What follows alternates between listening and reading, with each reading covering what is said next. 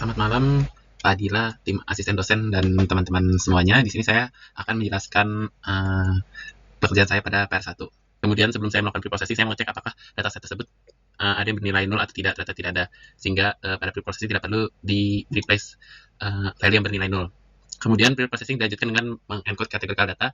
Di sini categorical data itu cuma pada kolom seks, sehingga kolom seks ini saya lakukan encoding, yaitu untuk kelamin I saya kasih angka 0, elemen M dikasih angka 1, dan FT dikasih angka 2. Kemudian hasilnya ditaruh pada kolom seks pada dataset. Selanjutnya saya mengkategorize continuous data. Di sini continuous data yang dimaksud adalah jumlah rings. Saya melakukan kategorinya di sini mengikuti soal yang dimaksud, yaitu jika ringnya kurang dari sama dengan 11 maka dia masuk kategori 0, jika lebih dari 11 maka masuk kategori 1. Dan juga di sini saya membuat kolom baru, yaitu H, yang didapat dari hasil jumlah ring dari suatu kerang ditambah 1,5.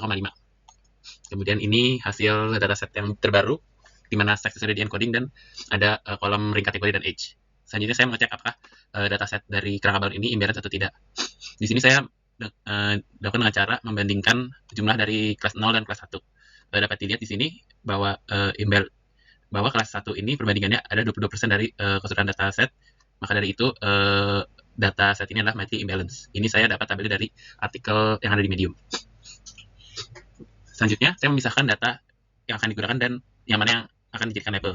Data yang digunakan adalah semuanya kecuali kolom rings, ring kategori, dan age. Maka dari itu kolom ini di drop. Kemudian saya mengambil yang labelnya itu adalah ring kategori, dan age-nya itu kolom age saja. Kemudian ini datanya yang sudah dipisahkan dari label. Selanjutnya saya mengimplementasi linear regression. Pertama-tama saya mengimplementasikan fungsi hipotesis terlebih dahulu mengikuti rumus yang tercantum, yaitu ini, W transpose kali X. Ini adalah perkalian dot, maka dari itu saya membuat np dot dikali W yang dijadikan array numpy, kemudian ditranspose dikali dengan array X, vektor X.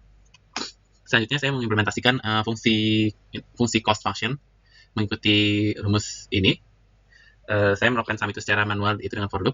Ini sumnya diakumulasikan dengan rumus dalamnya itu fungsi hipotesis dari X ke I dikurang Y ke I, kemudian sisinya dipangkat 2.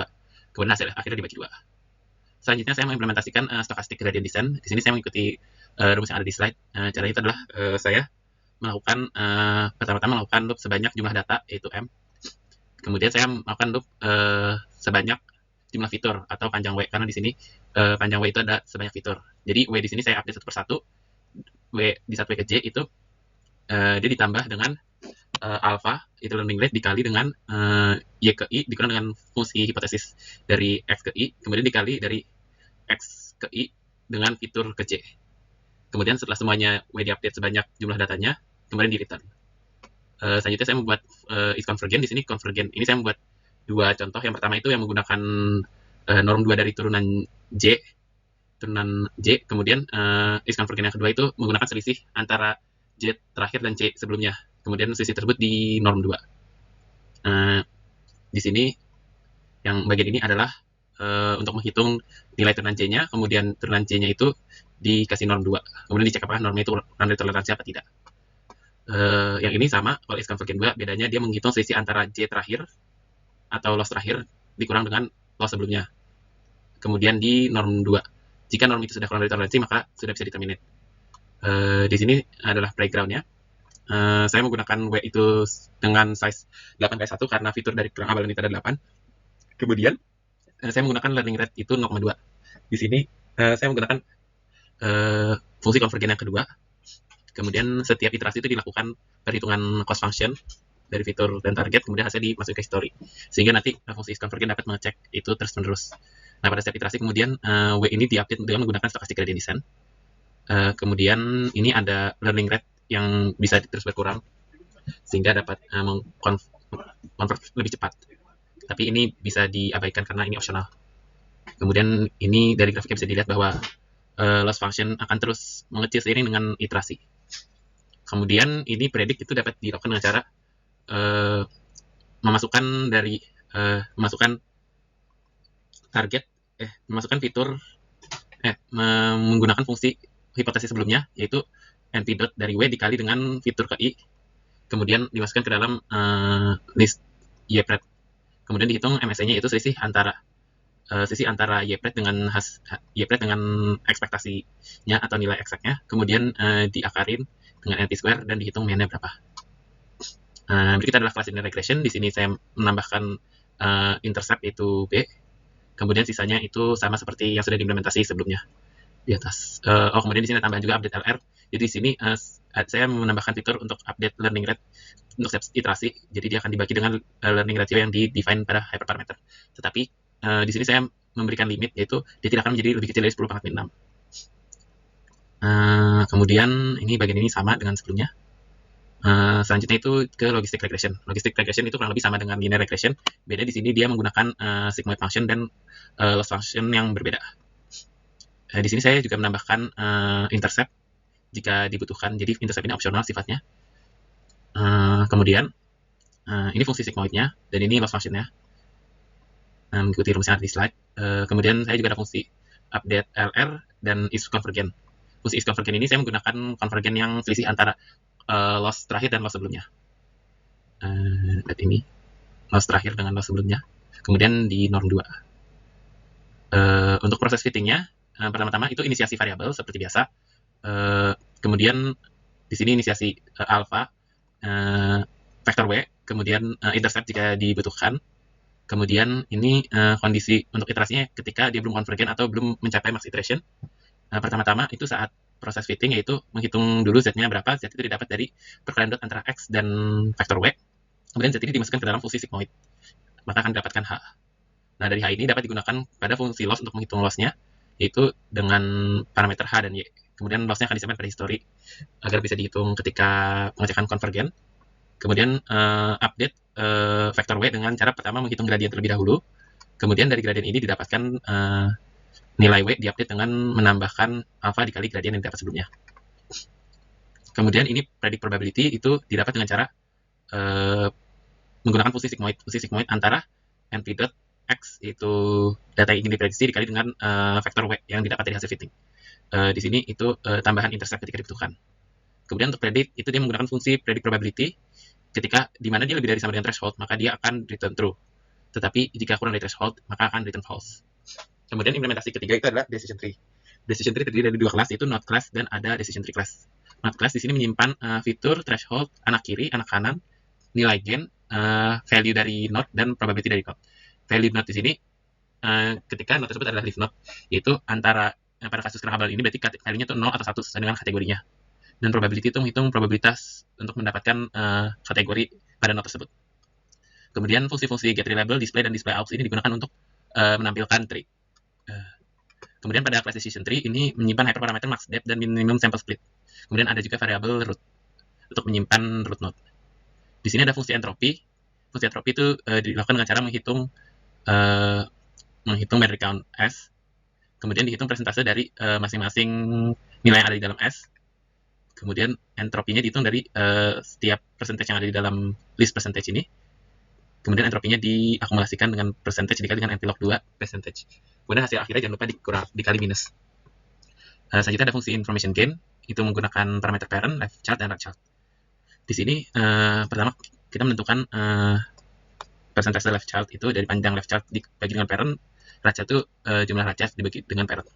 Kemudian ini menggunakan fungsi information gain yang seperti ada di slide. Dan memanfaatkan juga fungsi entropi yang sudah diberikan sebelumnya. Kemudian ada fungsi base split. Fungsi base split ini di sini untuk menghitung base split dari fitur yang diberikan dan targetnya.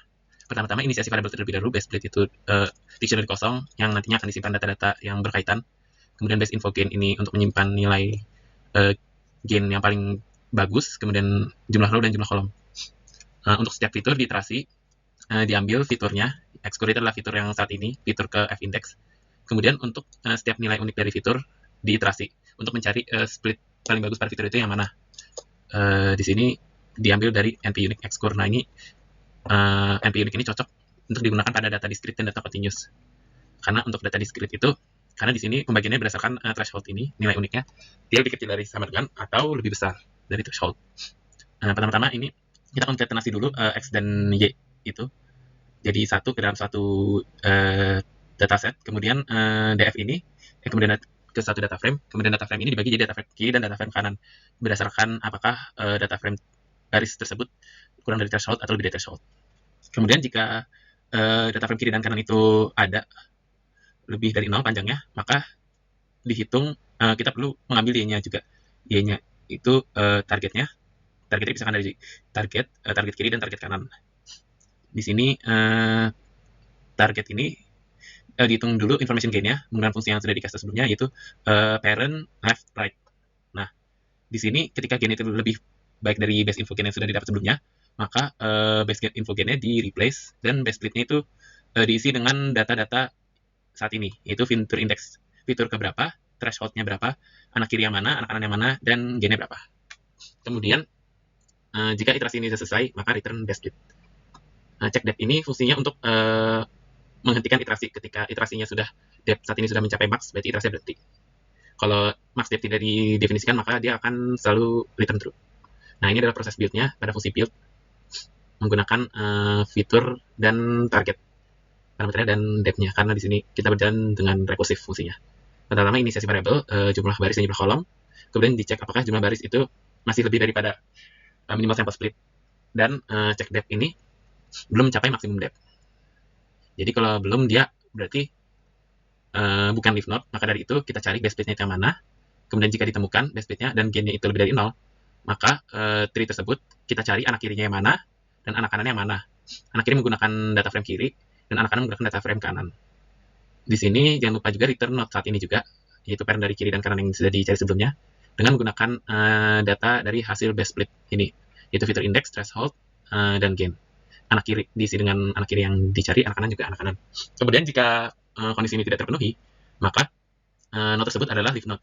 Maka dari itu dicari probabilitasnya berapa untuk node tersebut, yaitu persentase jumlah kemunculan kategori tersebut, kemudian dibagi dengan total data, kemudian value-nya ini didapat dari perhitungan jumlah kategori yang paling sering muncul di situ. Apakah dia kategori 0 atau kategori 1 yang paling banyak muncul, maka kategori tersebut akan dijadikan value pada node. Kemudian proses fit ini adalah proses untuk fungsi untuk membangun tree-nya. Di sini kita root-nya di set self.function build x. Jadi otomatis node yang pertama dibuat pada proses build adalah dijadikan root pada tree. Kemudian untuk predict probability itu didapat dengan cara menghitung dari step data di iterasi menggunakan fungsi predict yang diawali dari root, tapi di sini ada parameter is probability true. Di sini kalau is probability true dia return probability, kalau is probability false dia hanya menghitung value hasil klasifikasi. Predict dilakukan dengan cara tree traversal secara rekursif. Di sini base case-nya itu ketika leaf node, yaitu jika tree value-nya itu ada, berarti tidak none, itu jika yang diminta adalah probability, maka return probability dari value-nya. Jika dia tidak minta probability, maka return value-nya saja. Kemudian fitur value diambil dari X ini, diambil di fitur saat ini apa. Kemudian fitur tersebut dicek apakah dia kurang dari sama dengan threshold atau lebih dari. Kalau kurang dari dia traverse ke kiri, kalau lebih dari dia traverse ke kanan. Kemudian predict di sini fungsi bantuannya underscore predict. Nah, fungsi predict yang ini dia mengiterasi untuk setiap data pada dataset.